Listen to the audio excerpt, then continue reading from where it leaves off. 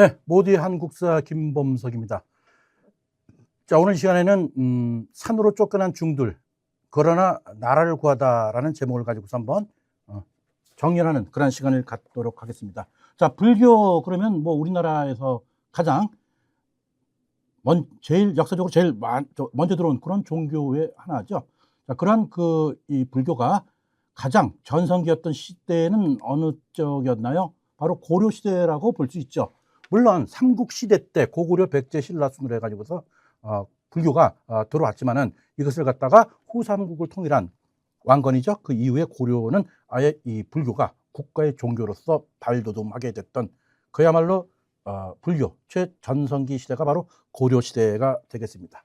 그래서 이 고려 시대 때는 소위 그 왕자들, 왕의 그 자식들 중에서 또 유명한 스님들도 많이 또 배출이 됐어요. 그 대표적인 사람이 뭐 대각국사 의천을 비롯한 그야말로 수없이 많은 그런 그 승려들이 나타나서 그 고려의 불교를 갖다가 많이 발전, 융성해 왔죠.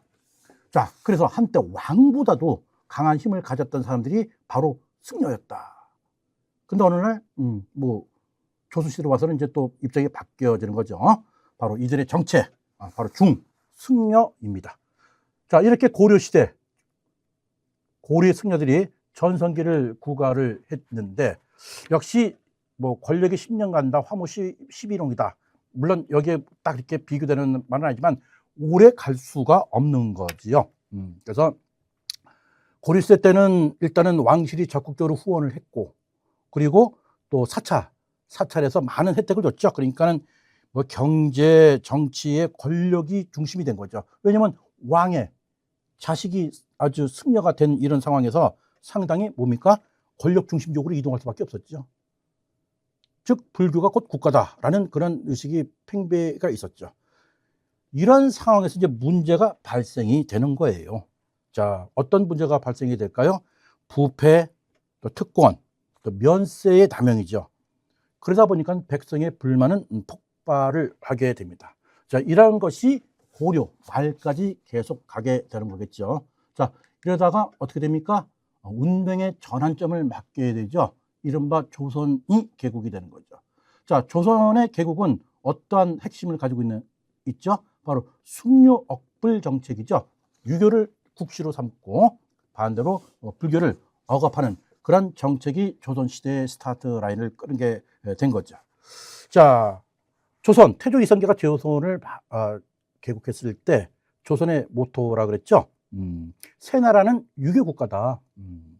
그래서 불교는 개혁 대상으로 낙인을 찍혀버리죠. 비근한 예로 그 정도교는 불시잡변이라는 책을 저술해서 어떤 불교에 대한 폐단을 갖다가 아주 비판한 그런 책자도 만들었죠. 그런 와중에 이제 숭료억불 정책으로 하면서 어제까지의 그 전성기를 유지했던 이 승려 사찰은 엄청나게 이제 핍박을 받게 되는 거죠. 자, 이제 본격적인 순환이 되는 거죠. 조선시대 때. 일단 조선시대 승려들을 탄압하게 되죠. 뭐 도첩제를 실시하고 중들은 뭡니까? 도성에 오지도 못하게 하고, 그리고 사찰도 대폭 축소합니다. 그리고 기존에 줬던 토지 재산도 몰수하게 되죠. 그리고 승려를 갖다가 사회 하층으로 취급을 하게 됩니다. 서두에 말씀드린 같이 도성 출입도 아예 금지를 시켜버리죠. 그러니까 이게 너무 확 바뀐 거 아니에요? 아무리 우리나라의 정책이 유교를 갖다가 숭상을 하더라도 기존에 있었던 불교에 대한 기본적인 기본을 유지를 해 나가야 되는데, 이건 너무 그냥 극단적으로 처리를 하게 돼요. 그러다 보니까는 왕을 위해서 기도했던 사람들이 이제는 왕의 도시에도 들어가지 못하게 되는 그러한 현상까지 벌어지게 되는 거죠. 중이 되려면은 뭐 도첩제라 그래가지고서 아무나 중을 안 시켜줘요. 너 중 왜 들려 그래? 너 지금 세금 안 내려고 그래? 군대 안 가려고 그래? 중 되려면 그냥 안 돼. 뭐 좀 그 곡물 같은 거 얼마 내야지 면허증, 중대는 면허증 발급해줘. 뭐 이런 식으로. 그러니까 중이 되고 싶어도 돈이 없으면 중도 못 됐던 시절이 바로 이 조선시대였다라고 이렇게 보시면 될 것 같아요. 자, 그러다 보니까 이 이 스님들의 어떤 인간적인 고통은 사실은 뭐 말로 표현이 안 되는 거죠. 일단 가족과 단절, 그리고 사회적으로 멸시를 당해요, 스님들이. 그리고 뭡니까? 중은 뭐 사람도 아니다라는 그런 인식이 팽배해져 버려. 야, 이거 진짜 좀 심각한 거죠. 그래서 이 스님들은 결국 뭡니까? 산으로 들어갈 수밖에 없는 그러한 상황이 되는 거죠. 상관. 산에. 자, 이렇게 불교와 이 스님들이 이렇게 핍박을 받는 와중에서도 말이죠. 국가의 위기가 닥쳤어요. 뭐 예를 들면은 1592년도 4월이죠. 임진왜란이 발발되죠. 조선과 일본의 전쟁이 시작이 됐어요. 자, 나라는 뭐 국가는 그야말로 백척간두의 위기에 서 있었죠. 누가 구해줍니까? 여기에 뭐 나라를 구했던 그런 영웅들은 이루 말할 수 없이 많지만은 의병장을 비롯해서 그 대표적으로 또 나라가 부르면 달려왔던 그 대상들이 바로 승려였죠. 그 대표적인 사람이 누구예요? 뭐 서산대사, 뭐 사명대사는 의명장을 모아서 정말 외적들을 갖다가 물리치고 나라를 구하는데 선봉장이 됐던 그런 또 주체가 바로 누구였죠? 바로 스님들이었죠. 자, 그래서 그 기나긴 전쟁이 끝나고, 그죠? 다시 또 평화가 아니라 나라가 안정이 됐죠. 전쟁이 끝났습니다. 자, 그렇다면 전쟁이 끝났을 때 나라를 위해서 국적인 그 헌신했던 그런 사람들은 정부에서 어떻게 됩니까? 상은 주지 못할 망정, 그죠? 그래도 공로가 있으면은 거기에 대한 나름대로의 대우를 해줘야 되는데 다시 억압 정책으로 나가는 거죠. 뭐 공로를 한 거는 극히 제한적으로만 그냥 풀어준 거죠.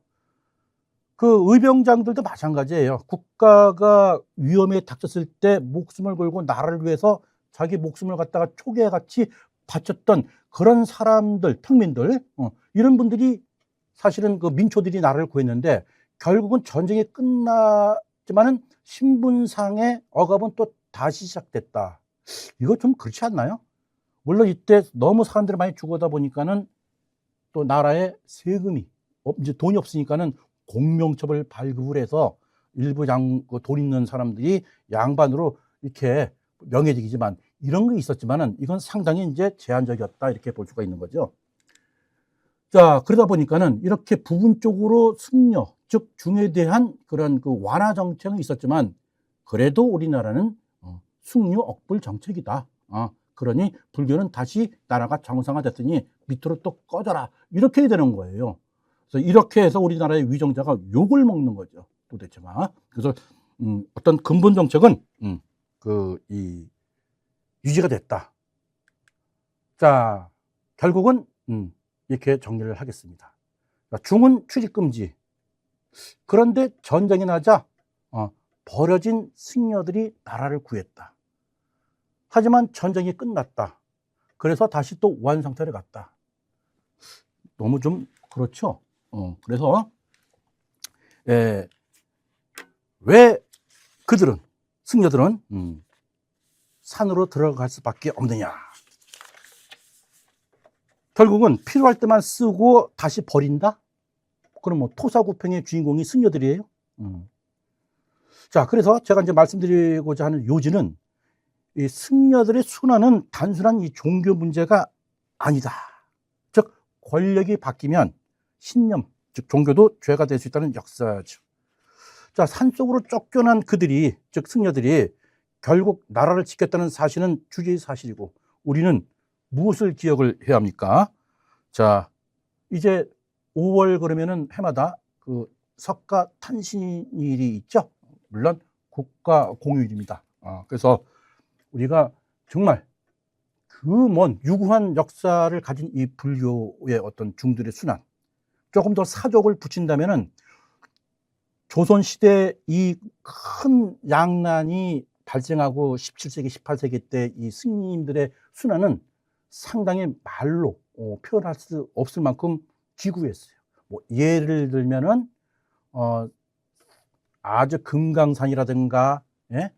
또 뭐 묘황산 이렇게 유명한 사찰은 산 속에 있는데 거기에 어떤 최소한 고려 뭐 원림, 사또, 무슨 뭐 절도사 뭐 이런 사람들이 야 여기가 금강산에 유명한 절이 있다고 하는데 절 구경을 가자. 그럼 절 구경을 가는데 그 절 안내를 누가 해줘요? 중들이 해주는 거예요. 중들이 가이드 해주고 밥 해주고 예? 또 원님, 고을, 사또가 혼자 오나요? 또 그냥 그 많은 사람들 대동해서 오죠. 막 집안 식구들도 와서 막 집단 관광. 그러다 보면은 시주도 몇 푼 주지도 않으면서 절에서 다 이 사람들 먹여 살리고 또 어떤 경우에는 중을 갖다가 사람 취급도 안 했죠. 어떤 뭐 관찰사, 사또가 야 이번에 내가 오늘 절 좀 구경 좀 가야 되겠다. 그럼 절이 가다 보면은 기암절벽도 있고 계곡도 있고 상당히 아주 그냥 뭐 여름 때는 아주 유원지 같은 데가 많거든요. 거기에다가 술상 차리고 또 양반이니까 야 힘들게 내가 어떻게 걸고 올라가 그러면 가마를 갖다가 매서 4명이 그죠 어깨가 대고 또 이렇게 땀을 삥삥 이렇게 흘리면서 땀을 삘삘 흘리면서 가마를 태워서 가는 그런 사역도 중들이 했다라는 거.